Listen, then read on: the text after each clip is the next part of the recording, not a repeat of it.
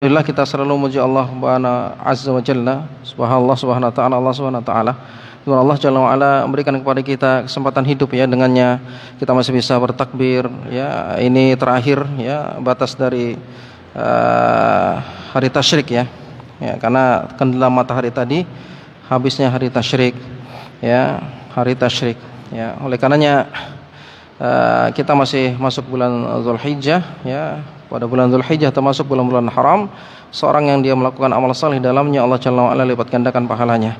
Oleh karenanya jangan lupa kita selalu memuji Allah Subhanahu wa taala. Di antara yang kita dapatkan dari hadis-hadis Nabi sallallahu alaihi wasallam, ya, seorang mukmin tidak lepas dari Al-Qur'an dan hadis-hadis Nabi sallallahu alaihi wasallam yang sahih. Karena ini adalah dua pilar, ya, pedoman seorang mukmin yang sejati, Al-Qur'an dan sunnah Nabi sallallahu alaihi wasallam yang sahih. Di antaranya seorang dia banyak memuji Allah Jalla wa ala, yakni dalam aktivitas kesehariannya, seperti contohnya masuk WC, keluar WC, dia berdoa dengan doa yang diajarkan Nabi sallallahu alaihi wasallam, maka dia termasuk orang yang berzikir kepada Allah, ahlu zikir. Adapun orang-orang munafik, la yadhkurullaha illa qalila, tidaklah mereka berzikir kepada Allah melainkan sedikit. Dan kita ahlu sunnah banyak berzikir kepada Allah. Oleh karenanya kita semangat menghafal hadis-hadis Nabi sallallahu alaihi wasallam, doa-doa, ya, yang bersumber dari Nabi sallallahu alaihi wasallam yang sahih. Terlebih ketika habis makan, habis minum, kita tadi banyak makan kan, makan daging, ya, kurban, laham, ya, alhamdulillah kan, nikmat kan, insyaallah, ya kan, panitia ya makan tidak apa-apa, makan bareng gitu, ya, dengan izin sahibul kurban, beri makan dan seterusnya. Dan ini diantara adalah keutamaan ketika Nabi sallam masuk ke kota Madinah. Nabi sallam sebutkan semua amalan sunnah, dan semua amalan sunnah ini memasukkan seorang ke dalam surganya dengan salam, dengan selamat. Apa kata Nabi sallam? Afsus salam, sebarkan salam. Kemudian wasilul arham, sambung silaturahim. Wa atimut ta'am, beri makan. Wasallu bil laili wan nasu niyam, dan salat malam yang keempatnya, yang terakhir, salat malam pada saat manusia tidur. Ya, kemudian masuk ke dalam jannah bisalam, dengan selamat. Ini semua amalan-amalan sunnah, ya. Dan juga seseorang di antara mengamalkan dan termasuk dari ahli zikir yang banyak berzikir, seorang habis makan dan minum dia memuji Allah Jalla wa ala, karena Nabi sallallahu alaihi wasallam bersabda dalam sebuah hadis yang dikeluarkan oleh Imam Tirmidzi, Imam Muslim, innallaha la yarda 'anil abdi ayyakula al-aklata, ya, fayahmadahu 'alaiha. Allah Jalla wa ala ridho kepada seorang hamba yang setelah dia makan dia memuji Allah. Jadi habis makan kita mengucapkan alhamdulillah, ya. Alhamdulillah, minimal ucapan alhamdulillah. Kalau kita pingin habis makan atau habis minum mengucapin doa yang diajarkan Nabi sallam, kemudian diampunkan dosa-dosa kita, walau kana ghufrallahumma taqaddam min dzambin, dosa-dosa yang telah lalu diampunkan Allah Subhanahu wa taala, maka baca doa yang lengkap setelah makan dan minum. Apa itu? Alhamdulillahilladzi at'amani hadza wa razaqanihi min ghairi haulin minni wala quwwah. Ini hadis riwayat Imam Tirmidzi, hadisnya sahih. Ya, kalau kita habis makan, habis minum baca ini, setiap habis makan, kita banyak kan habis makan, habis minum, makan apa aja, makan permen, makan apa, jangan lupa baca bismillah. Karena ada keutamaan seorang ketika makan dan minum baca bismillah. Bahkan Nabi sallallahu alaihi wasallam sebutkan, idza akala ahadukum, ya, falyakul bismillah, jika seorang makan di antara kalian maka mengucapkan bismillah. Ya, kemudian fa idza nasiya, jika dia lupa mengucapkan bismillah, maka dia membacanya dengan bismillahi fi awwalihi wa akhirihi. Karena ada orang dia makan dia lupa baca bismillah kan? Ketika dia ingat dia baca apa? Bismillahi fi awwalihi wa akhirihi. Ini hadis yang dikeluarkan oleh Imam Ibnu Majah. Hadis yang sahih. Ya, coba lihat. Dalam masalah makan luar biasa, kita banyak keutamaan luar biasa. Karena kenapa? Karena kita banyak makan, banyak minum, ya. Ingin momen diridhoi Allah Subhanahu wa taala, ucapkan setelah makan baca doa yang telah kita sebutkan. Ya, Allah ridho kepada seorang hamba ketika dia habis makan memuji Allah, habis minum memuji Allah, ya. Rawahu Muslim. Ya, hadis rawahu Muslim. Karenanya kita berusaha untuk menjadi ahlu sunnah sejati, ya, mukmin sejati, cinta Allah dan Rasulnya. Di antara bukti cinta kepada Allah dan Rasulnya menjalankan syariat Allah Subhanahu wa taala, ya, tatkala sendirian ataupun dalam keadaan ramai. Baik, kita lanjutkan masih dalam pembahasan hadis tentang keutamaan salat berjamaah, ya. hadis yang telah kita sebutkan, wa an Abi Hurairah radhiyallahu anhu, dari Abdurrahman bin Sakhr ad-Dausi, qala, dia berkata, qala Rasulullah sallallahu Nabi sallallahu bersabda, salatul rajuli fi jama'atin tazidu ala salatihi fi suqihi wa baitihi wa salatihi bid'an wa 20 darajatan. Salat seorang hamba ya di masjidnya itu lebih utama, pahalanya dibesarkan Allah Jalla wa Ala daripada dia salat di rumahnya dan salat di pasarnya, yaitu salat sendirian, dilipat gandakan pahalanya. Ini menandakan sholat sendirian sah hukumnya, tapi dia berdosa karena meninggalkan sholat berjamaah ketika dia tidak ada uzur. Tidak ada uzur. Di antara uzurnya yang boleh meninggalkan sholat jamaah, sebagaimana telah kita sebutkan, yakni hujan yang deras, hujan yang deras, motor syadid, motor yang deras. Meskipun ada payung, jangan dibagaimanakannya. Jadi orang mukmin itu, Pak, kalau dengar hadis Nabi, ya, dengar firman Allah perintah, misalnya kalau makan baca bismillah, makan tangan kanan. Kenapa ya? Kenapa? Jangan diteliti. Kita seperti bukan orang munafik. Langsung sami'na wa ata'na. Kami dengar ya Allah, kami taat. Itu orang mukmin sejati. Ketika ada datang perintah, langsung kerjakan. Contoh misalnya, karena kalau perintah syariat nggak bisa diakal-akalin, nggak bisa pakai akal, nggak bisa. Contoh misalnya ketika pembahasan tentang khuf, tentang toharoh, mengusap khufain, mengusap sepatu. Ya kan, khuf, ada nanti fikih khuf. Pernah dengar ya, ngusap sepatu. Itu yang diusap, tapi syaratnya dia pakai khuf. Khuf itu sesuatu yang menutup mata kaki, ya. Kalau orang musafir batasnya 3 hari. Setelah 3 hari dia perbaruin. Kalau mukim 1 hari 1 malam. Ini sunnah yang ditinggalkan, kata para ulama. Karena banyak orang meninggalkan sunnah ini, sunnah matruqah. Yaitu khuf ini pakai kaos kaki kah, ya? Ketika sudah wudu sempurna, pakai kaos kaki atau pakai sepatu yang menutup mata kaki. Kalau dia batal wudunya, maka dia tidak perlu membasuh kakinya sebagaimana normal, pakai air seluruhnya, enggak. Ya, kaos kakinya enggak dilepas. Maka ketika wudu sempurna, kemudian dalam hadis yang sahih yang riwayat Muslim dan yang lainnya, cukup diusap atasnya. Secara logika, kenapa atasnya? Padahal yang kotor bawahnya. Syariat enggak bisa diakal-akalin, enggak bisa pakai akal. Perintah Allah, maka orang mukmin yang baik, sami'na wa ta'na, kami dengar ya Allah, kami taat, sudah, jangan dibagaimanakannya. Itu ya. Itu dia. Ini orang mukmin. Orang munafik enggak, kenapa gini ya? Teliti dulu. Betul. Terbukti dalam ilmu kesehatan, sains, padahal dia terlambat ya kan, baru dia beriman. Enggak, orang mukmin enggak demikian. Makanya orang mukmin itu aja benda bermukmin, menakjubkan perkara orang mukmin itu, menakjubkan. Ketika dia diberi ujian musibah, dia bersabar, dia dapat pahala, ajib. Ketika dapat nikmat, dia bersyukur, ajib. Semuanya ajib. Makanya seorang mukmin ketika dia mendapatkan ujian, dia tenang, dia nikmat dengan ujian tersebut. Apalagi dia berilmu. Semua orang nggak akan mungkin lepas dari ujian. Ya Allah berfirman sudah kan. Ya. Ahasiban nasu ayatraku ayaqulu amanna wa hum la yuftanun. Apakah mereka setelah beriman kepada Allah dibiarkan begitu aja tanpa diuji? Enggak.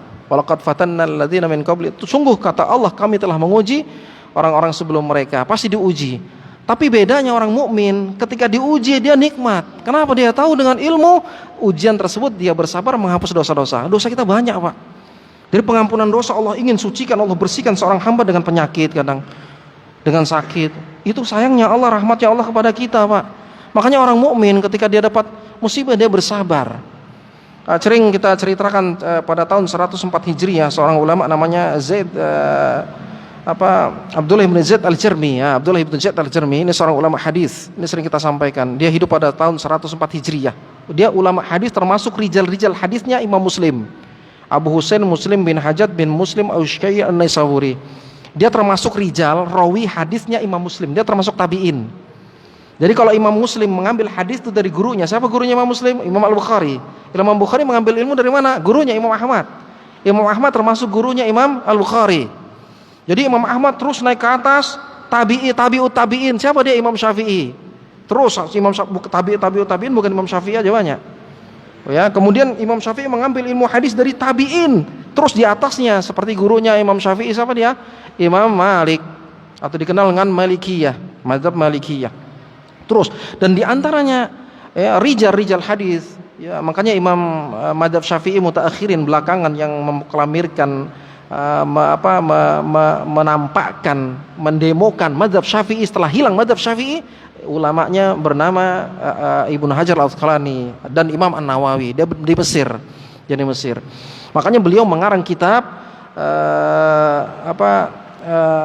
tentang ilmu rijal, tentang ilmu-ilmu hadis, ya. Tentang ilmu-ilmu hadis. Jadi biar ilmu hadis ini tidak hilang, sehingga ketika orang mengatakan hadis dari Nabi, dapatnya dari mana? Diteliti, dari si fulan. Dari fulan dari mana? Dari fulan. Fulan dari mana? Dari fulan. Satu fulan ini pembohong, bukan hadisnya ditolak. Pembohong dia. Itu rijal hadis, itu fungsinya ilmu riwayah wa dirayah. Ya, yang Imam Ibnu Hajar mengarang kitab rijal hadis namanya ilmu riwayah wa dirayah. Jadi ketahuan yang memalsukan hadis. Ya, ini ulama Abdullah bin Zaid Al-Jarmi, seorang rijal hadis, rawinya Imam Muslim. Ketika dia meninggal, para ulama bermimpi dengannya. Di antaranya ulama bermimpi yang disebutkan dalam kitab-kitab sahih, kitab rijal hadis, dia masuk ke dalam sorga, di dalam sorga, ya, dengan kakinya lengkap berjalan-jalan di taman sorga. Padahal sebelumnya ketika hidup di dunia, tangannya buntung, kakinya buntung, tapi dia berdoa dengan ulama yang melihatnya, kaum mukminin melihatnya di tenda yang usang, ya, kalau hujan ya habislah, sudah nggak layak pakai, nggak layak huni, tapi dia berdoa kepada Allah, kedengaran oleh orang yang mendengarnya saat itu, ngintip doanya. Apa doanya? Ya Allah, sungguhnya nikmat-Mu yang Kau berikan kepadaku amatlah banyak ya Allah, maka bantulah aku ya Allah untuk senantiasa bersyukur kepadamu. Maka orang ini heran, ya, dia kakinya buntung, tangannya buntung, kok dia bersyukur kepada Allah? Maka dia tanya, wahai bapak tua, apa yang menyebabkan kau bersyukur kepada Allah dalam kondisimu seperti ini? Matanya buta. Allah masih berikan aku lisan. Dengan lisan itu aku bisa berzikir kepada Allah. Lisan zikir kepada Allah. Kita tahu seorang ulama tabi'in juga, ulama hadis yang bernama Abi Ubaidah, Ibn Mas'ud, yang dimuat oleh Imam Abu Nuaim dalam kitabnya Hilyatul Auliya, menyebutkan tentang keutamaan zikir, di antaranya keutamaan orang bertakbir. Kata beliau, ya, jika ada salah seorang di antara kalian, ya, wa ma'ahu khirqah, duduk di pinggir jalan, bersamanya ada apa? Kepingan-kepingan emas, uang yang terbuat dari emas. La yamurru insanu illa atahu dinaran. Tidaklah orang yang lewat di hadapannya di tepi jalan dia duduk, akan dia berikan kepingan-kepingan emas yang uang terbuat dari emas tersebut. Setiap orang lewat, bayangkan, nggak tahu berapa jumlah banyaknya.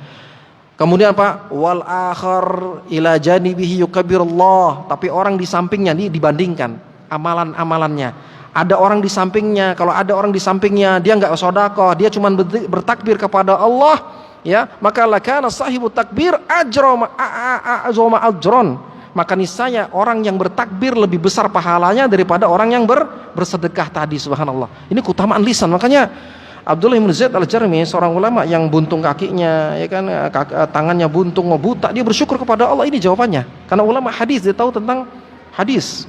Luar biasa ya, orang kalau berilmu luar biasa. Kalau dia betul-betul ilmu, ada sesuatu di hadapannya, ilmunya main. Apalagi dia hafal hadis, hafal Al-Quran, dia main, ya. Enggak mudah. Makanya syaitan takut dengan orang yang berilmu. Beda dengan orang yang ahli ibadah tanpa ilmu, mudah digelincirkan. Makanya Allah berfirman, innama yakhshallah min ibadihil ulama. Sungguh yang paling takut kepada Allah itu hanya para ulama. Kenapa ulama? Asal katanya alim, jamaknya ulama, orang yang berilmu. Makanya kata Nabi SAW, hadis riwayat Muslim, innallaha, ya Allah jika mau mencabut ilmu dari kaum mukminin, bukanlah dicabut bi qabdil ulama, bukan dicabut dari dada-dada kaum muslimin, dicabut dari dada kaum muslimin, enggak. Walakin bi qabdil ulama, tapi dengan cara dimatikannya para ulama. Hatta idza lam yubqi aliman ittakhadhan nas ru'usan juhala fasilu fa'afta ghairi iman fadallu wa adallu. Hadis riwayat Imam Muslim. Sampai nggak ada lagi orang yang berilmu, yang paham, yang alim Al-Quran dan Sunnah Nabi SAW yang sahih, yang asli. Orang yang berilmu, ya, orang yang cuma pandai bicarakan banyak, ya. Yang berilmu jarang. Apalagi mau riwayah, mau dirayah, hadis Al-Quran, hadis Nabi SAW yang bahasa Arab, ya kan, ya, sedikit gitu, ya. Yang paham ilmu riwayah, rijal, hadis sedikit. Itu sudah nggak ada lagi. Maka yang timbul orang-orang yang dianggap berilmu padahal nggak berilmu, dianggap pintar padahal nggak pintar. Maka ketika dia ditanya tentang satu masalah agama, dia menjawab tanpa ilmu. Apa kata Nabi SAW? Maka dia fadullu wa adullu, dia sesat menyesatkan. Ini bahaya. Makanya kalau ada orang alim ditanya, dia nggak tahu tentang Al-Quran dan hadis, nggak tahu, fatwa ulama nggak tahu, wallahu a'lam, saya nggak tahu katanya. Dan itu bagian ulama, kata gurunya Imam Syafi'i. Siapa dia? Imam Malik. Kata Imam Malik, ketika ditanya menjawab wallahu a'lam, aku nggak tahu, hanya Allah yang tahu, aku nggak tahu, belum baca ini. Maka itu adalah bagian dari ilmu. Pentingnya ilmu nih. Makanya kita berusaha sekuat tenaga untuk menimba ilmu agama di sisa umur yang Allah Jalla wa'ala berikan kepada kita. Oleh karenanya Imam Syafi'i dia sengaja nggak sholat malam, padahal kebiasaannya sholat malam. Tapi ketika dia berada di rumahnya Imam Ahmad, ini cerita masyhur, berada di rumahnya Imam Ahmad, dia mentelaah hadis, dia belajar, dia thalabul ilm, menuntut ilmu agama, mentelaah hadis. Tapi ini bukan jadi dalil kita sembarangan telah hadis, nggak bisa. Kita bukan Imam Syafi'i, bahasa Arab aja nggak bisa. Jangan ke bahasa Arab, ngaji Al-Quran makharijul huruf masih kacau. Al-Fatihah masih kacau. Iya karena abu dua, ya maksudnya nggak ada tasdid, budua, ya udah kacau masih. An'amta alaihim, mestinya amjah dia ain semua, an'amta. Kacau, Al-Fatihahnya kacau, mentelaah hadis, waduh kacau ini. Ya makanya ilmu itu sabar ya. Apa kata Imam Syafi'i ketika dia ditanya, engkau enggak sholat malam? Rupanya orang alim kalau tinggal di satu rumah dia diteliti, orangnya dilihat. Makanya antum-antum nih Pak, bapak-bapak nih yang berjanggut, itu bapak kalau keluar rumah, bapak masuk ke misalnya di bis kota gitu, bapak jadi pusat perhatian orang, dilihat, dicontoh, diperhatikan, oh ini akhlaknya bagus. Coba kalau bapak buang sampah sembarangan, subhanallah, ini ternyata kalau naik mobil ya, bapak buang sampah dilihat, jangkutan, ya Allah, ngeri Pak, beda sama orang yang nggak jangkutan. Makanya berat ini, antum bawa sunnah ini berat, apalagi antum pakai peci, ya kan, antum pakai peci, antum semua para janda antum salamin. Ya Allah, orang lihat tuh, ini ustadz ini lanji juga, kata orang Banjar kan, ngeri Pak, ya, jadi pusat perhatian antum. Tapi kalau antum baik, begini akhlaknya ustadz, ya Allah, begini, jadi apa aja, orang meniru gitu. Tapi kalau antum sudah rusak kayak kopecian, rusak, aduh gini aja begini, apalagi saya. Bahaya, hati-hati. Ya, makanya kita berusaha ya, artinya kita beramal niat karena Allah Jalla wa ala. Ya kalau ada amalan-amalan yang tidak bisa kita sembunyikan seperti sholat berjamaah, ya mau tidak mau nih kita keluar sholat berjamaah. Jangan alasan tidak sholat berjamaah gara-gara riya, takut riya. Ini kesalahan. Seperti sedekah dan yang lainnya, ya untuk mencontoh yang lainnya, enggak apa-apa. Tapi ketika ada rasa ingin dipandang, ingin dipuji, ya kan, ingin dilihat, ya kan, ujub kepada diri sendiri, bangga diri, maka dilawan. Karena ini amalan menghancurkan amal soleh. Amal riya, sum'ah, ujub ini menghancurkan pahala. Namanya syirik kecil, Pak. Dosanya besar, lebih besar daripada berzina. Oleh karenanya kita lawan. Kalau kita melawan, kita lawan. Terima kasih Pak. Kita lawan. Ya Allah, aku lindungi dari ini. Ya Allah, lindungi. Kau perlu baca ta'awudzubillahi syaitonir rajim. Ke samping kiri, lawan. Nah, ini kalau melawan maka tidak merusak ya amalan yang telah kita lakukan ketika datang riya, sum'ah, ujub tersebut. Maka dilawan. Tapi kalau kita senang-senang, mendayu-dayu gitu, aduh kena kita habis. Ini sering kena di sini. Sata para ulama sering kenanya di sini. Itu rekam subhanahu wa ta'ala ya, bagaimana ketika dia berjalan-jalan di sorga, seorang ulama yang buntung kakinya, ya kan, apa dia bilang, kenapa dengan lisan zikir, kenapa kok bisa masuk ke dalam sorga sudah enggak buntung lagi, apa rahasianya? Maka dia jawab, dengan sabar dan syukur. Nah ini dia intinya nih Pak, sabar dan syukur. Susah, sabar itu susah. Kalau kita ada musibah kita kasih sabar, dia bilang apa? Enak Ustadz enggak kena musibah, dia bilang. Iya yang berat. Ustadz, sabar ada batasnya. Enggak ada Pak, sabar enggak ada batasnya. Sampai kapan? Sampai mati. Sabar itu. Ustadz, saya banyak ngutangin orang, ya kan? Enggak bayar semua Ustadz, sabar. Sabar ada batasnya Ustadz. Saya bawakan pisau, jangan.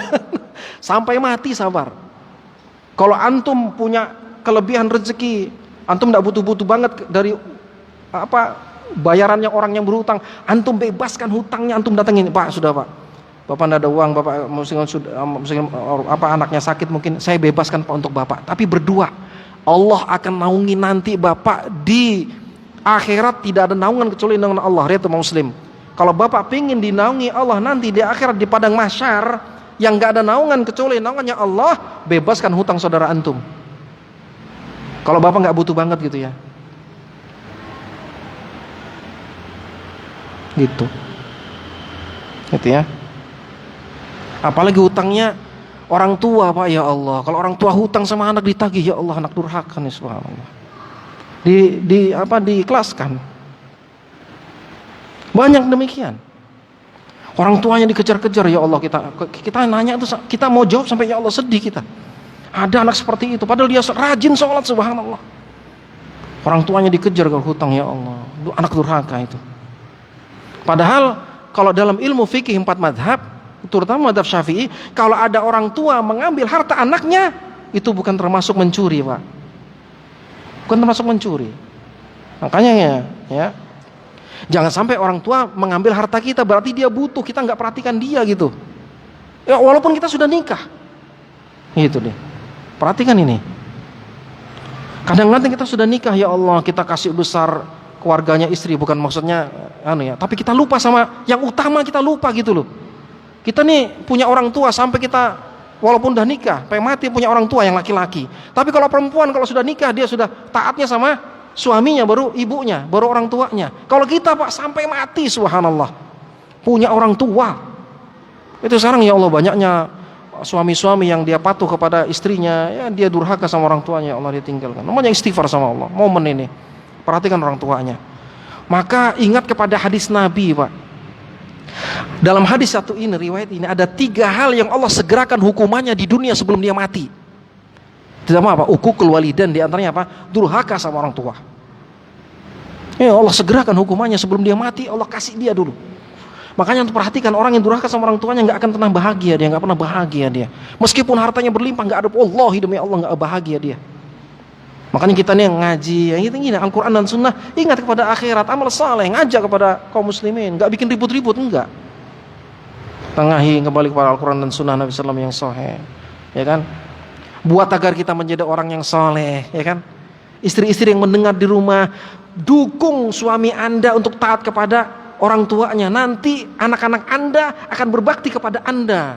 Karena kata para ulama, al jaza min jinsil amal.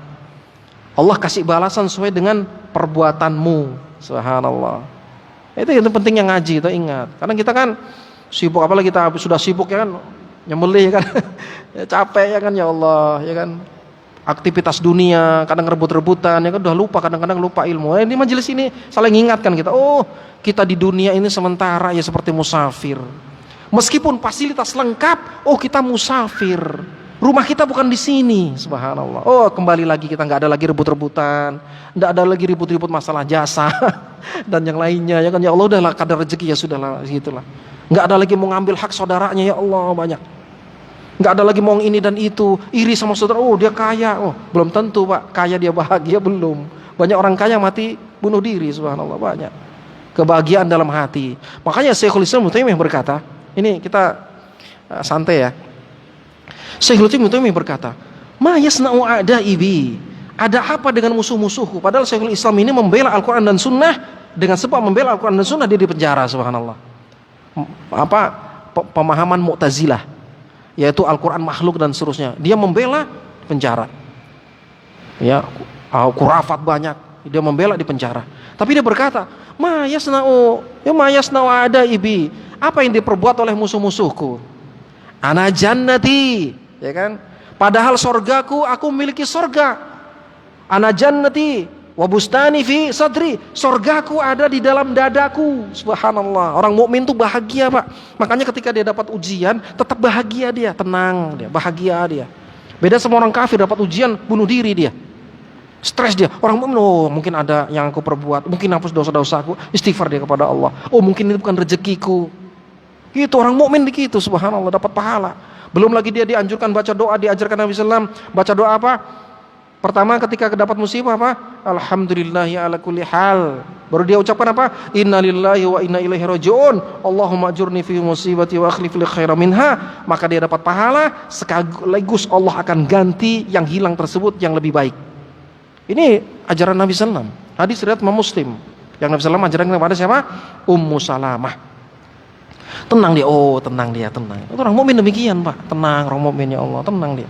Nggak ada lagi gontok-gontokan, nggak ada sudah. Gitu ya. Oh ini sementara. Oh dia negeri sendiri sementara, udah. Oh, nggak akan kemana sudah. Negeri kita sungguhnya di akhirat, tenang sudah. Nggak ada lagi yang ngambil-ngambil tanah lagi, sudah nggak ada. Patok-patok tanah orang nggak ada sudah. Ingat ya orang mukmin tuh, kalau mukmin semua aman negeri ini. Tapi kadang mukmin digoda oleh syaitan, ya kan Pak? Oh nih serakah. Tanah sudah Anda dipatok lagi ya Allah, untuk parit ya Allah. Orang mukmin sudahlah, sedekahkanlah. Itu orang mukmin Pak, sedekahkanlah. Oh bata misalnya diambil 100 biji, enggak apa-apa sedekah. Orang mukmin demikian. Tapi hati-hati kalau dia angkat tangan dia berdoa, hati-hati Pak. Allah akan kabulkan doanya. Ya, itu kaum muslimin rahmatullah subhanahu wa ta'ala. Ini hadis luar biasa ya, tentang keutamaan sholat berjamaah. Ya, keutamaan sholat berjamaah. Bahkan Nabi SAW melanjutkan, ya, wadzalika anna ahadahum idza tawaddaa fa ahsana alwudu tsumma atal masjid la yuridu illa shalah la yanha ya zahu illa shalah lam yaqtu khatwatan illa rufi'a lahu biha darajah wa khutta anhu biha khati'ah hatta yadkhula al-masjid fa idza dakhala al-masjid kana fi shalah ma kanat as-salatu hiya tahbisu. Dia wudu dari rumahnya. Ini sunnah, kita sering ingatkan kalau kita mau ke masjid sholat maghrib atau sholat apa, wudu dari rumah usahakan. Ya terlepas nanti batalkan enggak di tengah jalan, tapi wudu dari rumah, ini sunnah Nabi SAW. Dia wudu dari rumahnya baik, kemudian dia pergi ke masjid, setiap langkahnya meskipun dia naik motor itu mengangkat derajat, satunya hapus dosa. Kemudian kalau dia sudah duduk di masjid, meskipun dia enggak sholat, dia dihitung pahala sholat seperti ini nih. Dihitung pahala sholat meskipun dia enggak sholat, subhanallah. Kita kalau sholat Pak dari maghrib sampai isya, capek itu. Ini ada amalan yang ringan, rahmatnya Allah pada umat Rasul. Duduk diam menanti waktu sholat, di sholat berikutnya diantaranya paling mudah adalah maghrib dan isya. Ditulis pahala sholat, subhanallah. Ya, selagi niatnya untuk itu. Kalau niatnya lagi untuk menimba ilmu agama, dapat pahala haji dan umroh sempurna hajinya, subhanallah. Double-double pahala. Ini kita berada di pahala double-double nih Pak. Maka niatkan luruskan niat kita. Pahala double-double. Makanya kalau seperti ini Allah akan mudahkan nanti wafat di atas husnul khatimah. Allahumma amin. Ya, ini kalau kebiasaan kita, Allah akan wafatkan kita di atas kebiasaan kita, Pak. Makanya antum lihat orang-orang yang dia sholat dan dia meninggal di atas kebiasaannya. Dia mudah mengucapkan kalimat la ilaha illallah dan seterusnya. Gitu ya. Itu dia Allah Subhanahu wa taala. Ya. Dihitung pahala sholat. Kemudian apa? Kata Nabi SAW, bukan itu aja. Loh, ya Allah banyaknya pahala dan rahmatnya Allah ini umat ini. Padahal umurnya kecil, umurnya pendek. Apalagi tambahannya, wal malaikatu yusholluna ala ahadikum madama fi majlisihi alladhi shalla fihi yaqulun. Maka malaikat mendoakan mereka. Malaikat doakan mereka. Hadir majelis ilmu, ya kan, nanti di waktu salatnya berikut. Malaikat doakan kita, bukan ustaz, bukan malaikat, malaikat mulia. Apa doanya? Ya doa. Ini yang kita harapkan, ini yang kita bikin semangat Pak. Meskipun lelah, meskipun capek, aktivitas dunia, tenang. Doa malaikat. Apa doanya malaikat? Allahumma gfir lahu, Allahumma rahamhu. Ya Allah rahmati dia. Allahumma gfir lahu, ya Allah ampunkan dia dosanya. Allahumma tub alaihi, ya Allah terima taubatnya. Malam yu'zi fihi, malam yuhdits fihi, selagi dia tidak berhadas. Nah ini dia. Selagi tidak berhadas, tidak kentut, ya, keluar hadas, batal wudunya. Alhamdulillah nih, nikmat dari Allah. Ini hadis riwayat siapa? Muttafaqun alaihi wa hadzal lafz Muslim. Ini hadis Bukhari Muslim, enggak diragukan lagi sudah Pak, Bukhari Muslim. Yang bikin semangat enggak? Semangat hidup. Apalagi mau dicari, subhanallah. Apalagi waktunya kan banyak nih, taklim banyak nih. Ayo kita waktu taklim. Yang artinya taklim yang menenangkan jiwa, ingat tentang akhirat, tenang kita kalau di situ. Itu yang sering dihadirin. Taklim tenang terus. Ya. Tapi kalau taklim pulang bikin dongkol hati, itu bukan majelis ilmu, bukan majelis ilmu. Kalau pulang enggak tenang di situ, bukan majelis ilmu. Karena di sana ada rahmat Allah Jalla wa'ala, doa para malaikat. Ya, oleh karenanya semangat kita tetap sholat berjamaah ya, selagi hayat di kandung badan ya. Karena ini adalah sunnah Nabi sallallahu alaihi wasallam. Kata Abdullah bin Mas'ud radhiyallahu anhu, "Man sarrahu ayyalqallaha ghadan musliman." Siapa yang dia ingin berjumpa Allah Subhanahu wa taala nanti di akhirat dalam keadaan muslim, falyuhafidz ala hawla'is salawat, maka dia jaga salat jamaah. haitsu yunada bihinna, sebagaimana telah diperintahkan bagi kaum laki-laki untuk menunaikan salatnya di masjidnya. Walaqad ra'aituna, sungguh kami telah melihat di zaman kami nih, siapa aja yang meninggalkan salat jamaah, dia dituduh sebagai munafik, dituduh. Nah, ini curiga nih. Tanpa uzur, yang tidak ada uzur ya. Ya kalau kita ada uzur, mungkin kan masjid banyak ya, kalau dulu masjid kan sedikit. Kalau sudah enggak salat jamaah dituduh munafik, karena zaman Nabi SAW banyak munafik. Ya. Kenapa? Karena sungguh kami telah melihat, kata Abdullah bin Mas'ud, orang yang apa? Yuhada bihi bainar rajulain, dipapah dua orang sampai ke masjid. Ya Allah, ini orang berarti enggak mampu jalan, dipapah ke masjid. Kita nih Pak masih bisa jalan. Saya ada baca artikelnya Profesor Mendiang Habibi. Ya Allah, saya baca gemetar kita baca itu. Ya. Nikmatnya kenal agama. Nikmat kenal agama, harta berlimpah sudah nggak tahu mungkin masuk ke rekening berapa. Atau mungkin baca udah itu. Saya baca. Mau ke masjid kaki sudah nggak kuat. Nikmatnya kenal agama, belajar agama, nikmatnya dibawa sampai mati, subhanallah. Antum dunia selesai sudah. Ujung-ujungnya nikmatnya, ya indahnya di atas sunnah, ketaatan kepada Allah. Semuanya begitu Pak. Sudah mau gitu ya. Kita mumpung belum gemeter gitu ya, ke masjid masih kuat. Kalau sudah tua, paham, sudah tahu tentang hukumnya, sudah ke masjid tidak kuat. Mumpung masih muda nih. Nanti Allah perhatikan nih. Makanya kata Nabi SAW ketika ditanya tentang apa yang menyebabkan engkau cepat ubanmu cepat tumbuh, wahai Nabi SAW, cepat tumbuh cepat uban. Apa kata Nabi SAW? Syayyabatni sya'ri Hudun wa akhwatuha. Surat Hud dan yang semisal dengan surat Hud itu yang membuat ubanku lebih cepat tumbuh. Apa itu? Firman Allah, fastaqim kama umirta. Wahai Muhammad, istiqomahlah engkau dalam satu amalan yang telah diperintahkan kepadamu. Istiqomah yang membuat uban Nabi SAW cepat. Karena kalau sudah satu amalan, Nabi SAW susah mau meninggalkan. Ya kalau kita sholat jamaah, rutin sholat jamaah, ternyata di balik itu Allah perhatikan orang yang istiqomah. Contoh, kalau dia belajar biasa sholat jamaah, ya waktu mudanya, waktu sehatnya, suatu ketika dia sakit, suatu ketika dia tua, nggak bisa lagi sudah ke masjid, Allah tetap hitung pahala untuknya sholat berjamaah karena kebiasaannya. Ulama berdalil dengan hadis Nabi SAW riwayat Muslim, idza maridul abdu aw safara kutiba lahu mislu kana ya'malu muqiman sahihan, roh Muslim.